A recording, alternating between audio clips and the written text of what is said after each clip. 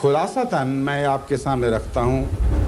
کہ اس ملک کی بدنصیبی کا خلاصہ یہ ہے کہ وہ افواج پاکستان جو ملک کی حفاظت پر متعین تھیں، جن کا اولین فرض تھا کہ اس ملک کی حفاظت کریں، انہوں نے 2 مرتبہ عملاً اس ملک سے بے وفائی کی ہے۔ اول ٹیریٹوریل یعنی زمینی حفاظت میں اس وقت ناکام رہے جب آدھا ملک ان سے ٹوٹ کر الگ ہو گیا۔ کیوں الگ ہوا اس کی تفاصیل میں نہیں جانے چاہتا، لیکن پاکستانی فوج جس کے سپرد تھا کہ اپنے ملک کی ٹیریٹوریل حفاظت کریں، وہ بہرحال اس میں ناکام رہے۔ ملک کو یکجا رکھنے میں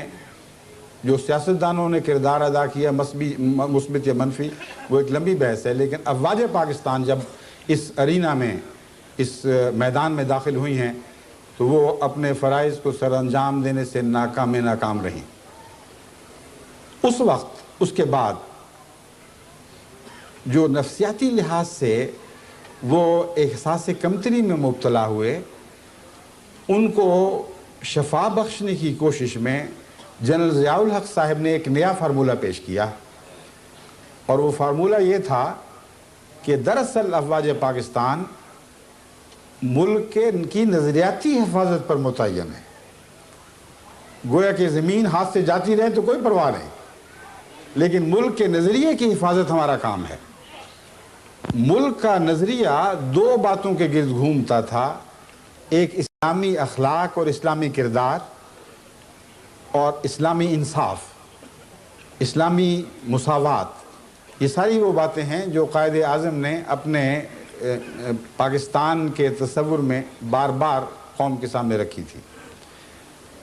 اور دوسرا، قائد اعظم کا پاکستان تھا جس کی بنا خالصتاً قومی محبت پر تھی اور کسی مذہبی تفریق پر نہیں تھی۔ چنانچہ بدنصیبی سے آج یہ حال ہے کہ دینی لحاظ سے جو حال ہو چکا ہے وہ آپ نے دیکھ لیا ہے، اسلام کا اس ملک میں کیا بنا اور اس کی کیسے حفاظت کی گئی، یہ کھلی ہوئی دردناک اور شرمناک کہانی ہے۔ اور جہاں تک قائد اعظم کا تعلق ہے، قائد اعظم کے پاکستان کو افواج پاکستان کی سربراہی میں، جبکہ ضیاء الحق ان کے سربراہ تھے، تمام تر قائد اعظم کے دشمنوں کے سپرد کر دیا گیا، اور یہ ملک کلیتاً پاکستان کے دشمنوں نے ہائی جیک کر لیا۔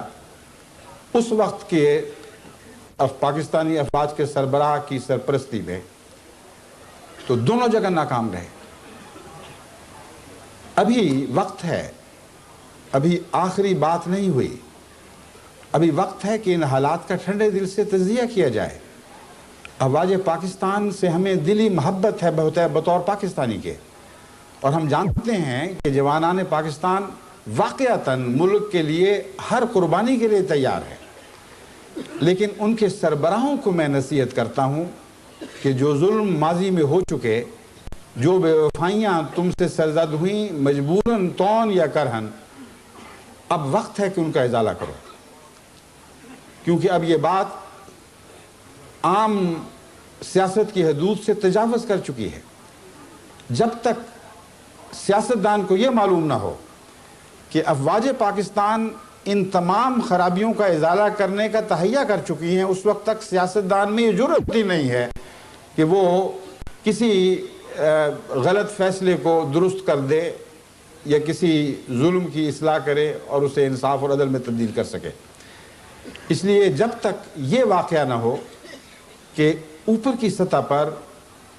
سوچ صحت مند رستہ اختیار نہ کرے، جب تک یہ واقعہ نہ ہو کہ ٹھنڈے دل سے گزشتہ تاریخ کا جائزہ لے کر یہ معلوم کریں کہ کہاں سے چلے تھے، کہاں جا پہنچے ہیں، اس وقت تک اس ملک کی بقا کی کوئی ضمانت نہیں دی جا سکتی۔ حالات دن بدن بد سے بدتر ہوتے چلے جا رہے ہیں۔ اس لیے میں نہایت درد مند دل سے صرف پاکستان کی افواج کے سربراہوں ہی کو نہیں، ملک کے تمام سیاستدانوں کو جو حکومت سے تعلق رکھتے ہوں یا اپوزیشن سے تعلق رکھتے ہوں،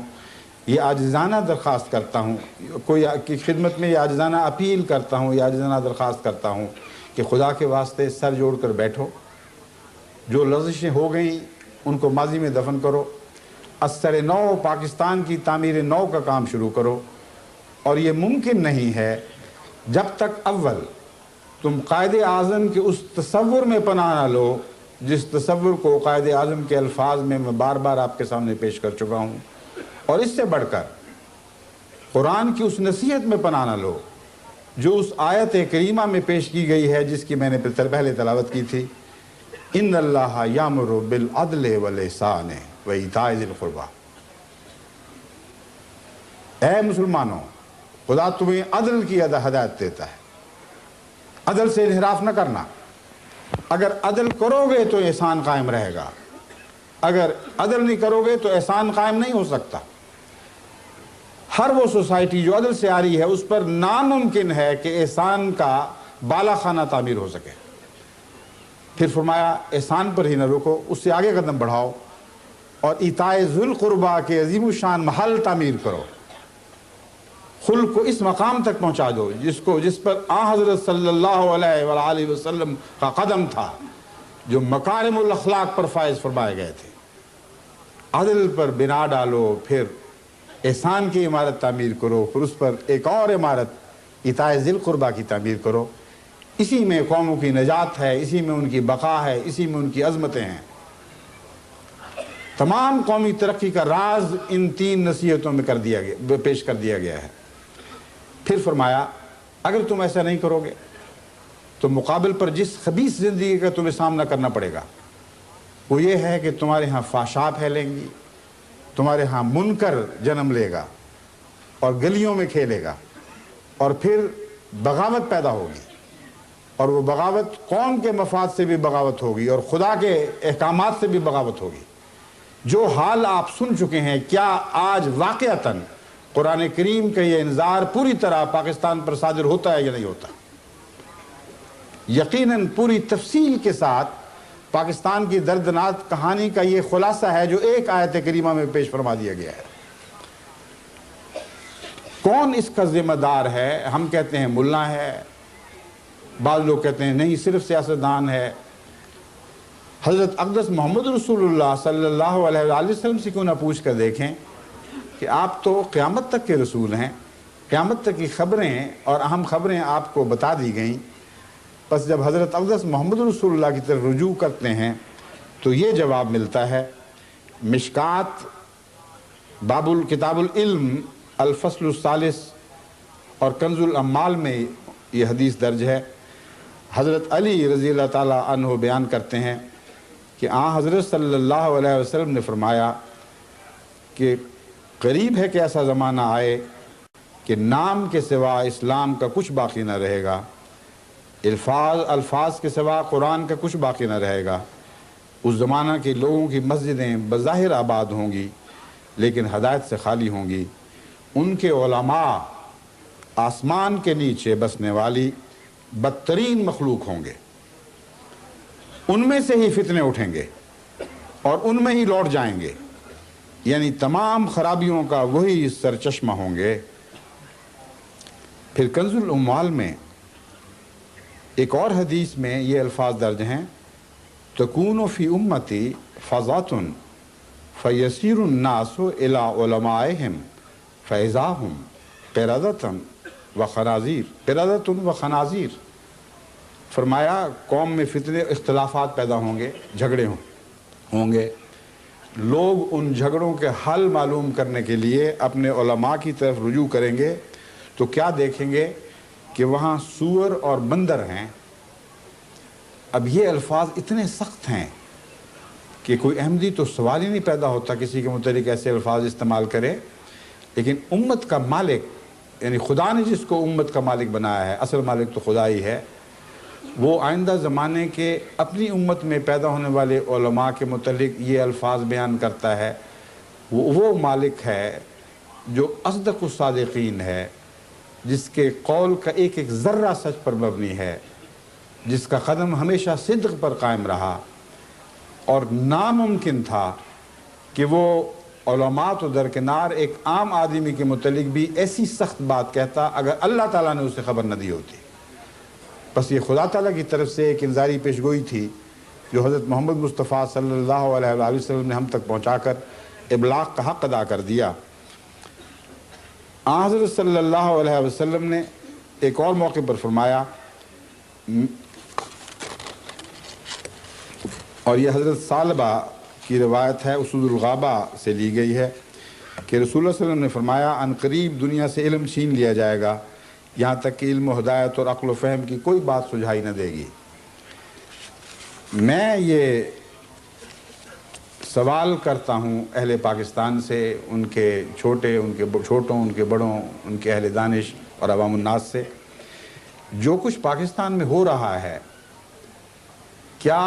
ان کے نزدیک آن حضرت صلی اللہ علیہ وآلہ وسلم کی یہ پیش خبریاں پوری ہو چکی ہیں یا نہیں ہو چکی؟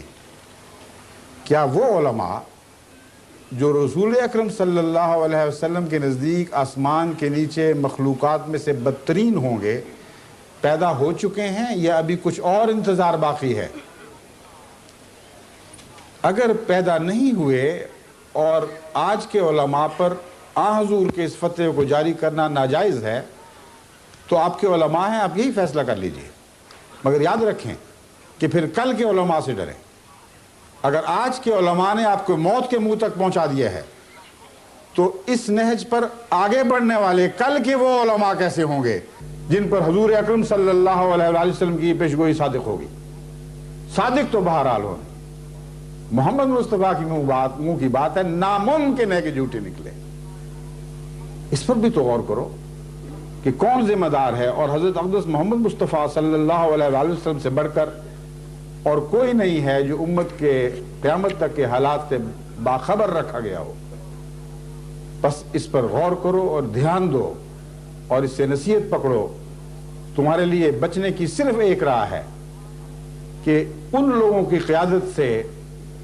نجات حاصل کرو، جو بن سکتی ہے کرو، لیکن ان سے نجات حاصل کرو جن کو حضور اکرم صلی اللہ علیہ وسلم نے ان الفاظ میں یاد فرمایا ہے۔